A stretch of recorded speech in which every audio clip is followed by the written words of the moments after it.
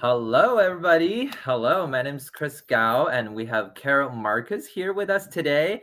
And we just wanted to say hi to you guys very quickly. And my name is Chris Gao. I already mentioned that. I'm the Vice President of Business and International Development at Family Source Consultants, FSC. And Caryl, I'm going to let you introduce yourself and FCI. Yes. Hi, my name is Caryl Markus. I am a registered nurse and manager at Fertility Centers of Illinois, the third-party department. I've been in the fertility field of medicine since 2005 and absolutely love it. It's a complicated and super exciting field of medicine. Yeah, welcome to our webinar today. And we're so thrilled to have you with us today because Family Source Consultants and FCI have been working together in so long. And Family Source Consultants is a surrogacy and egg donation agency. FCI is a fertility center. We truly work hand in hand with intended parents who are planning to expand their family via surrogacy and egg donation. So today we wanted to talk about how agencies and clinics work together in front of and behind the scenes. And by doing that, we'll review the surrogacy timeline with our audience. And, throughout the process, we'll just talk about what you guys do with intended parents and what we do with intended parents. But before that, we have something important and super exciting to announce. So Family Source Consultants is hosting an event called Daddy Bites next Saturday in Chicago so basically that will be February 17th in Chicago, Lakeview neighborhood at this brewery called Good Times Brewery. That's going to be an event for LGBT plus couples and individuals who are interested in building their own families through egg donation and surrogacy. And we will have Caryl there as well. Caryl, yes, we're so excited to have you there. Yeah, I'm super excited to partner with you to provide information to patients or people seeking ways to build their families. And FCI will be giving away free consultations for all those that attend. So making it super easy and accessible for them to establish with the physician to start that process. Right. That's awesome. That's amazing. Thank you so much for offering that. So in addition to Caryl from FCI, we'll also have an attorney as well as an insurance specialist and former egg donors, surrogates, and former intended parents there. So it will be full of helpful information, and most importantly, it's free to attend. And so please sign up, and the sign up link is on FSC's website. And everyone who is interested in such services will be encouraged to attend. Bring their friend if you would like to. And we also have some extremely exciting news to announce at the event. I will just leak it a little bit, and FSC will officially be offering grants and scholarships to LGBT intended parents who are in need, and we'll be announcing details at the event. So please make sure you grab your ticket and attend. That's amazing. All right, thank you. Okay, so let's circle back to today's topic. So today we'll focus on how your clinic and your agency work hand in hand throughout the surrogacy process for you. And like I mentioned earlier, we'll talk about the surrogacy timeline. And I know a lot of people will ask questions about the cost and legal questions and stuff. We would love to pack all of that information, but unfortunately, we do not have time to cover everything today. So that will be a topic for another day. And in the meantime, we'll also be, just answering questions from the audience, some live questions. Okay. So to start, I would say for anyone who is interested in building their family through surrogacy, obviously the first step is to prepare yourself, to make sure you understand this process and you feel comfortable and ready to start. So the initial phase to understand how surrogacy works and asking questions, basically you reach out to fertility centers and surrogacy agencies, because ultimately these are the two major parties that will hold your hand throughout this process. And so Caryl, for you from the clinical side, what are some of the things you guys usually talk about with intended parents during this phase when when someone is just starting to think about surrogacy? Yeah. When we have patients that are, in here for the first time and know that their path to parenthood would require donors or surrogates or a combination of both, we have a realistic conversation about timelines. It's not a fast process. There's a lot of medical screening that is entailed on all Right. parties that are going to be involved in your treatment. So just really giving realistic expectations and then just doing it one step at a time. I see. And the very first step is going to be the intended parents taking care of their screening, get established with the clinic, do your medical screening, get that process done, and then start looking for your egg donor and or gestational carrier candidate if you need that. Okay. Okay. Got it. Got it. That's certainly very, very important for intended parents to know.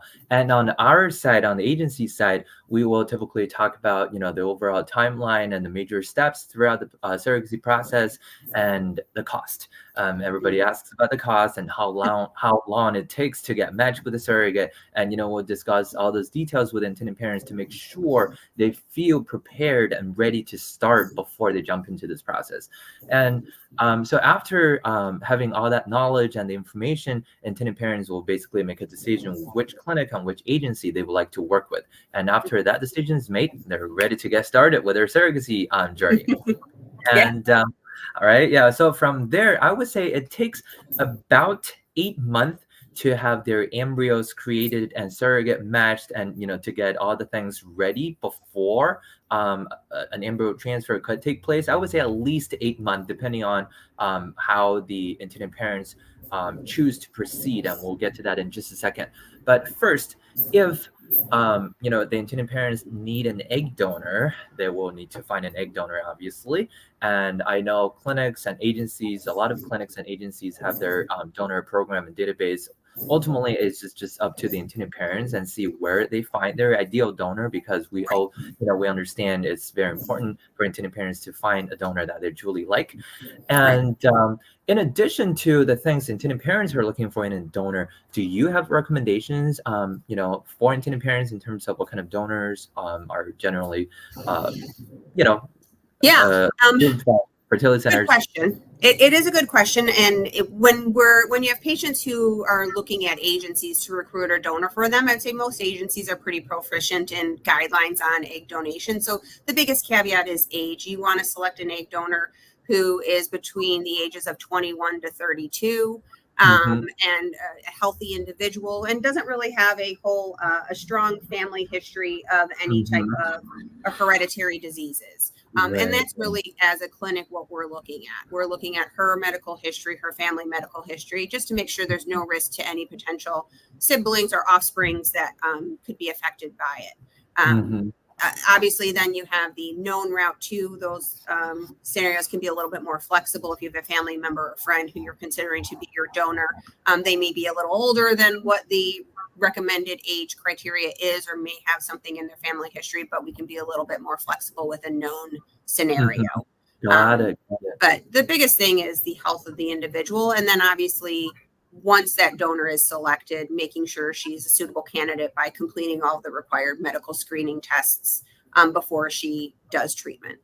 Right. Got it. Okay. So once, a donor is selected and medically cleared, the intended parents, especially if it's a fresh egg donor, the intended parents would need to sign an agreement with the egg donor. Basically, to clarify, intended parents will be the legal parents, and the donor is, not going to be considered parent once the baby is born, and some other information will be documented in there and clarified in there as well. And we actually did just get a live question. Someone wants to know what the IVF process and egg retrieval process looks like. So we'll get to that in just a second. Okay, yeah, it's actually on our topic today, so we'll get to that in just a second. And for intended parents who don't need to work with an egg donor, obviously they can just skip that step, and they don't have to worry about finding a donor or signing a legal agreement with the donor. They can just dive straight into creating embryos with their own eggs and sperm. So that part I will have you talk about, Caryl, and especially we just got a live question that intended parents want to know what it looks like. Yeah. So the process of IVF is going to be very similar if you're using your own eggs or you're using an egg donor. Both parties are required to complete a medical screening evaluation just to make sure you're in good health. We do ovarian reserve testing, an ultrasound of your anatomy just to make sure everything is where it is, where it can be accessible via IVF procedures. And there's no structural anomalies or abnormalities that could impact the outcome. Once all that is done, the timeline for an egg retrieval is about In total, about 6 weeks. You're typically on birth control pills for 3 to 4 weeks just to keep your ovaries really quiet before we start stimulation with medications. The medication phase is a series of injections to stimulate your ovaries to develop and create and mature more eggs than we typically would naturally. And the goal is really specific on the individual, what their anatomy shows and what we can potentially get. But we want to make sure we're dosing medications according to the patient's ovarian reserve, age, and minimizing risks of complications. So it's about 2 weeks of medications. During that time, we're bringing you in for appointments for blood and ultrasound quite frequently to assess your progress on the medications and adjust them accordingly. What we're looking for are mature eggs. And a mature egg is in a follicle size about 18 to 24 millimeters in size. So that's what we're looking at when we do the ultrasound. We're measuring those follicles on your ovaries, determining how big they are, and then planning the egg retrieval accordingly. The egg retrieval procedure is done under anesthesia. It is very quick, surprisingly. It's only about 15 to 20 minutes long, so it doesn't take long at all. But the patient is asleep for it. It is done vaginally, so there's no incisions or anything like that. It's just a needle puncture through the vaginal wall, and then ultrasound guides the doctor to the follicles to drain them and remove the eggs. It's surprisingly how frequent that is, and it usually goes without any complications. So it's great, and most can return to their normal activities the following day. So there's not a whole lot of downtime, which is nice, especially for the donors who are taking time off work or time away from their home if they have to travel here for the procedure. Okay.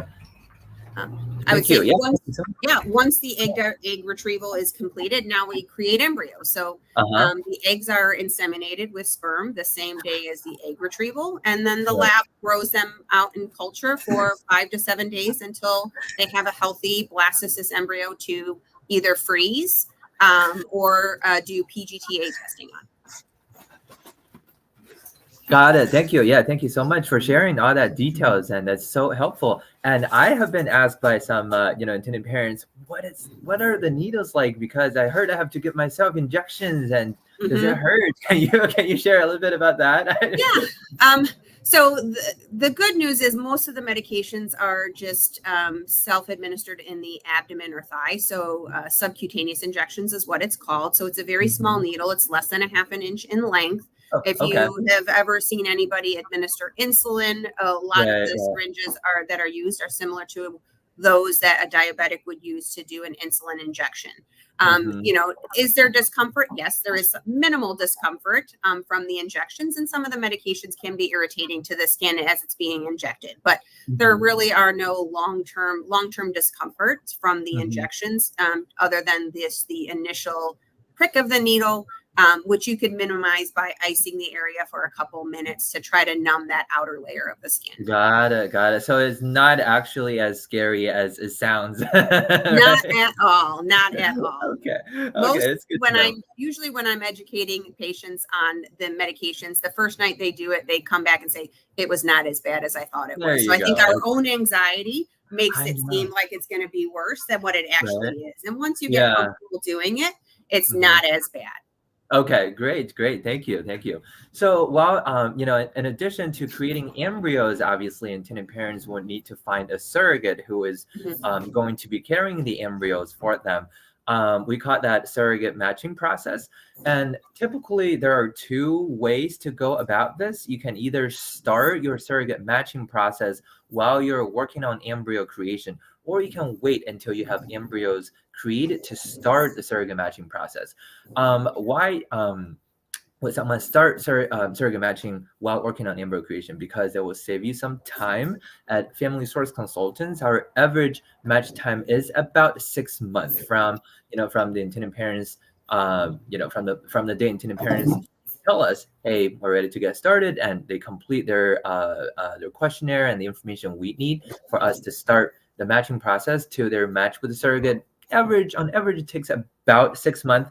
So if you wait until you have embryos created. That way, you know for sure I have viable embryos for transfer, and then you decide to start the matching process at that point. Not a problem at all. It would just take a little bit longer. So some intended parents would choose to start the matching process while they're working on embryo creation, because the embryo creation phase will take some time as well. Mhm. And so it truly is up to the intended parents. And I personally do see more, I would say, like, intended parents who need to work with an egg donor. They're probably less concerned about not being able to create embryos, because donors are generally healthy young females. Yeah. A lot of those intended parents will choose to start the matching process while they're working on embryo creation. But for some intended parents who may have concerns about their own ability to produce high quality eggs or to create embryos, they tend to choose to wait until embryo creation is done to start the matching I would process. agree. Right? Absolutely. Yep. Yep. Okay. So yeah, the matching process, obviously the agency will work with the intended parents, and we will, at Family Source Consultants, will complete any potential surrogates psychological evaluation, background check, home life evaluation, and previous delivery record check, as well as an OB clearance and insurance review before we assemble a profile for the surrogate and share the surrogate's profile with the intended parent. So by the time they see the surrogate's profile, all of things have been done already, and they have a lot of information to look at.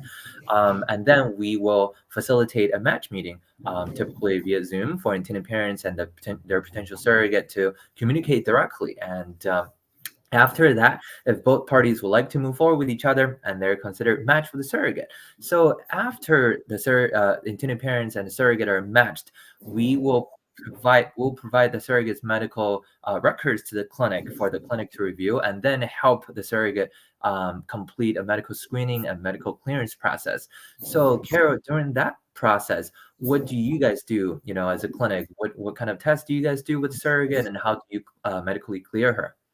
Yeah.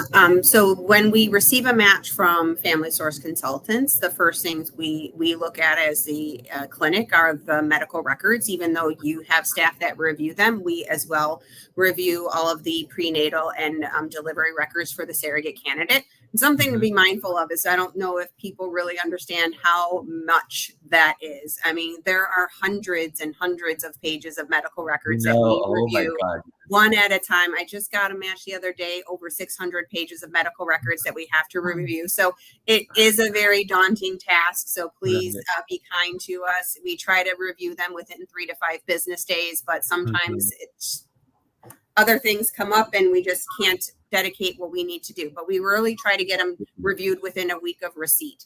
So it's reviewing all the medical records, sending the physician a summary of the pregnancy and history, and then obviously reviewing the psychological report that you send us, the medical clearance report, just making sure that everything lines up and this donor or surrogate is healthy to proceed. If the doctor gives us the green light, then we schedule her medical screening appointment. That is a one-time appointment at our clinic. It usually takes about 2 hours to complete all of the required testing. One thing to note, if your surrogate candidate is married or has a live-in partner, we do require that partner to come in for some blood work as well.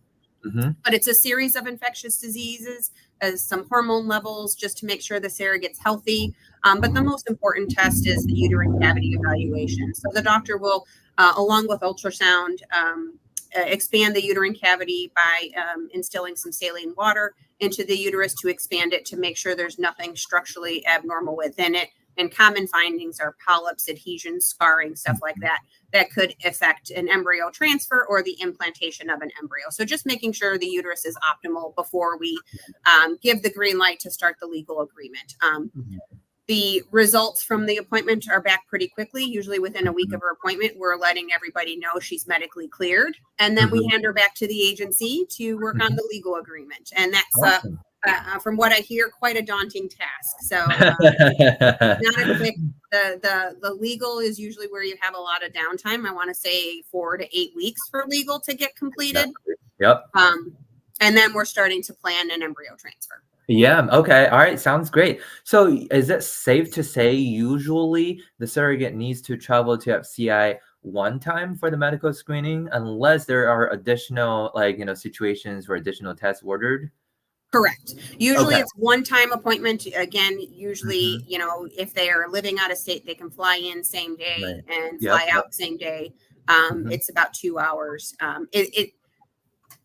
Are there certain situations or circumstances where patients can't come here to complete it at Mhm. FCI? Absolutely. We can work with them to do things locally, but those Got processes then end up taking a little longer. Getting it. appointments with your OBGYN or finding a Mhm. physician that can do the necessary tests can be quite challenging. So we Okay. find coming here is definitely more efficient. Yeah, But absolutely. I would say Mhm. not required. We really Mhm. stress it to be, but we're flexible if we need to be. Got it, got it, got it. Okay. And then FSC on our end will definitely help the surrogate arrange travel and making sure she's at her flight and hotel and everything booked for the appointment if she needs to book a hotel at all. So once the surrogate gets medically cleared, that means medically she's ready for the embryo transfer.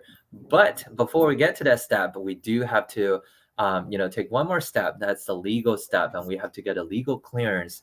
So the intended parents and the surrogate will need to sign a direct contract or an agreement with the help of two different attorneys, and one will represent the intended parents, and one will represent the surrogate. And um, FSC has recommendations if intended parents need them. I'm sure FCI has recommendations as well Mhm. because some intended parents would be like, "Oh, we already have like a family building attorney in mind. We want to work with them," but some of them don't. Just need recommendations. But yeah, like you said, Caryl, this process typically takes about 4 to 8 weeks because in addition to drafting the contract, both parties will have to review it and propose some changes, and there will be some discussion back and forth before both parties finalize and eventually sign the contract. And once the legal clearance is in place, that truly means, whew, we're ready for embryo transfer cycle to begin, right? Yes, yes, it's exciting news. Mhm. It really is. I know at that point, the intended parents have, probably have waited about like anywhere Close like to 8 to 12 months, I would I say. know, right? 8 to 12 Yeah, months, and they're just so ready to get started.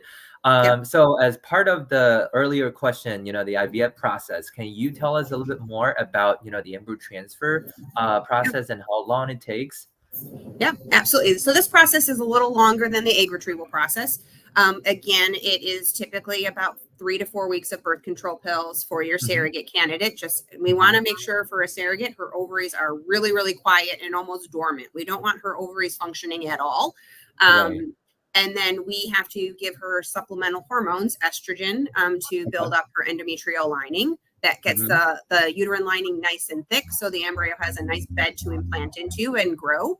Hmm. And she's typically on that for about 2 weeks. Okay. We check to her progress of the estrogen medications Hmm. to confirm it's working appropriately or if we need to add additional estrogen to get the desired results. Hmm. And then about 6 days before the embryo transfer is scheduled, she starts the progesterone medication. Hmm. That unfortunately is an intramuscular shot. So this one is quite intimidating, but it is a daily injection that the surrogate has to administer in the Hmm. muscle. Hmm. And that gets the uterus receptive and sticky so that embryo sticks.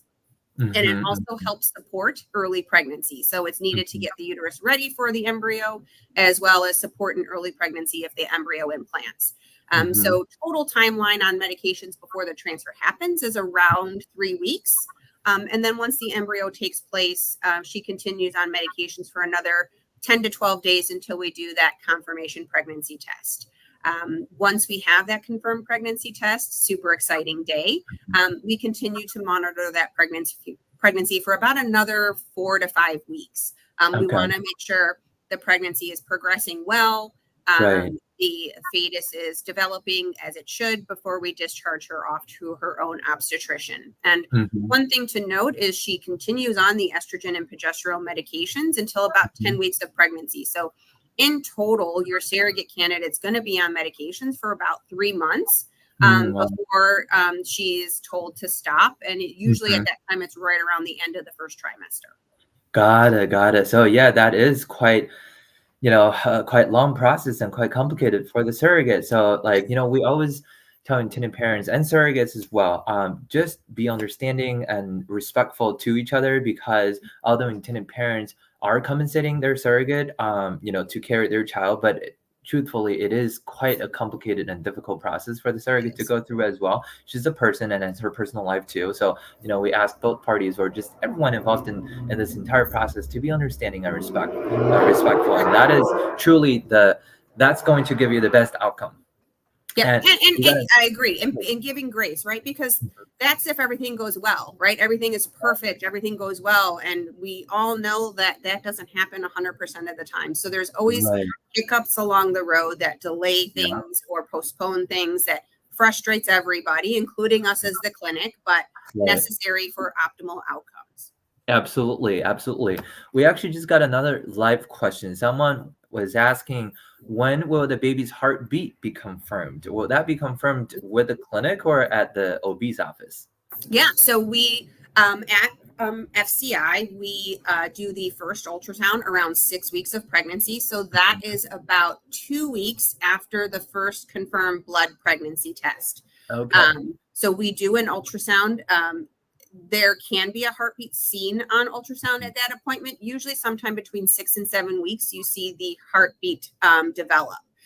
So Mm, you can't necessarily hear it, but you can see okay. it on an ultrasound. So Got we it. confirm that, and we want to see good heartbeat, fetal cardiac activity Right. by 7 weeks of pregnancy.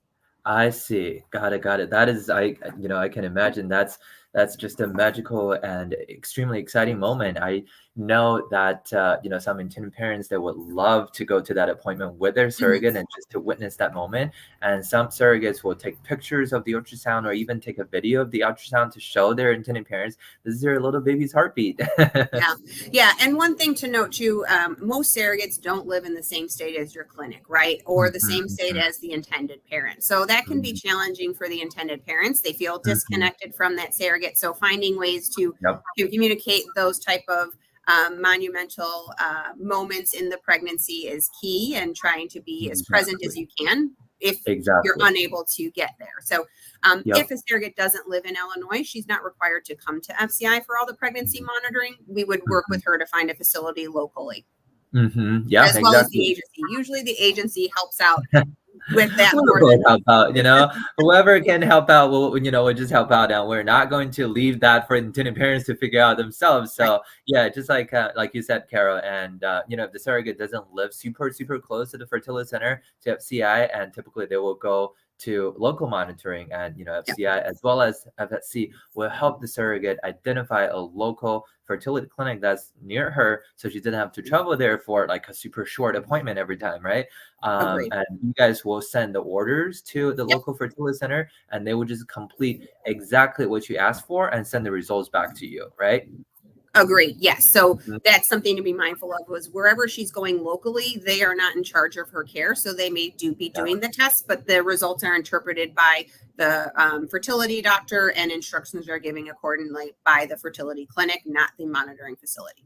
exactly. That's very, very important because throughout this entire embryo transfer process from medical screening to the surrogate being released to her OB, she will be under FCI and the fertility center's care the entire time, even if she goes to an outside monitoring place.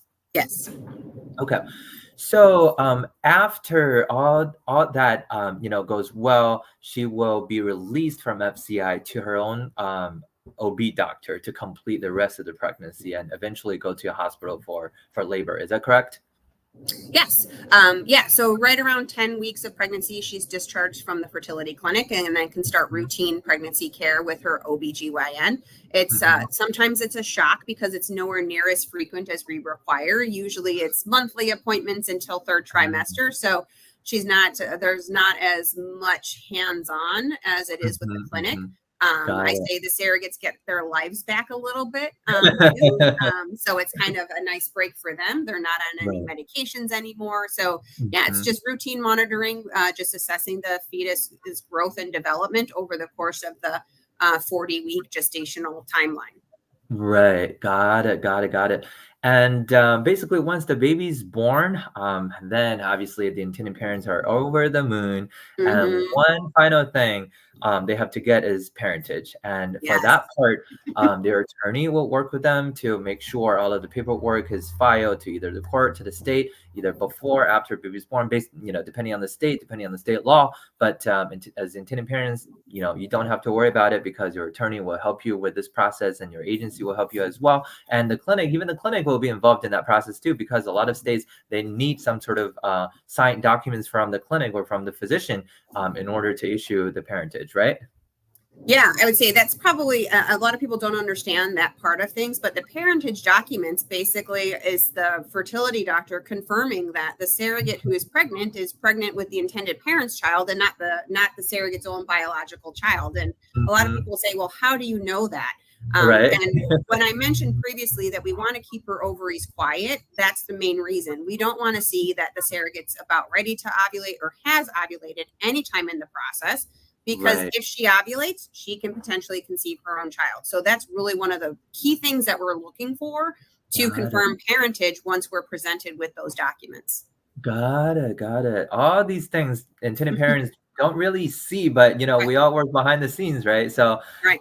intended parents, we just want you to know that, like, your clinic and your agency and your attorney and everyone involved in this process, everyone helping you, truly, we all work behind the scenes super, super closely just to make sure everything is taking place the way they're supposed to, and you are the legal parents of your baby through surrogacy.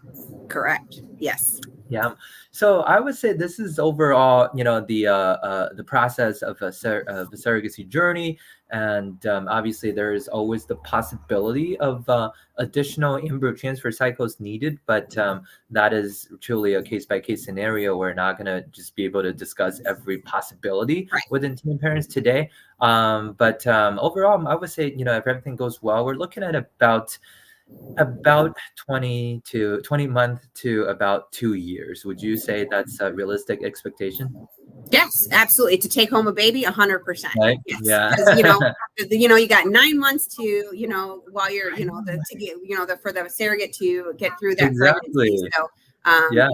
I would say the clinic portion is the small part of it. The agency in the beginning is a small part, but the continuing Yeah. care through the obstetrician for 9 months Exactly. is key. But yeah, that's definitely a very realistic timeline. Hmm. Obviously, things can go quicker or longer depending on Right. certain circumstances, but Mhm. that's very realistic.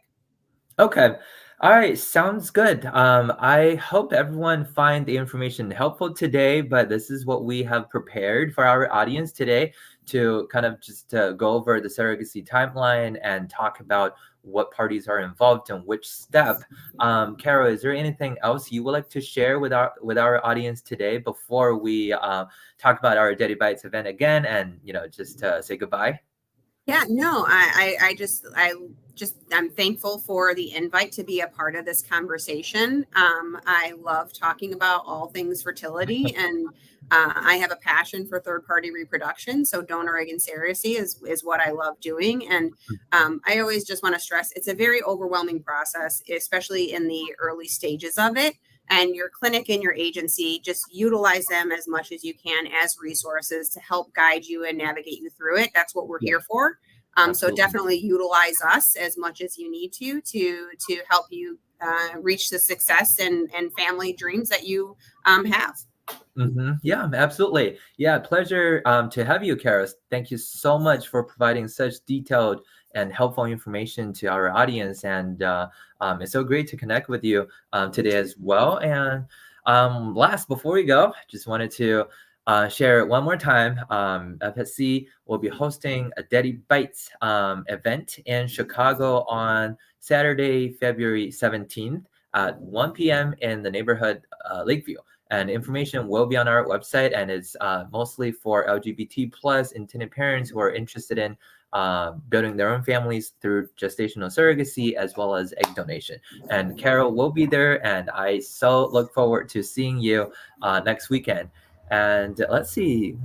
Okay, that's not a question. We just got a live comment said, great overview of the process. Thank you for taking the time to do this. Oh, And thank wonderful. you again, Caryl. And we You. so appreciate you. And on behalf of our audience, thank you so much again. Thank you. Have a good All weekend. right. Bye-bye, everybody. Bye.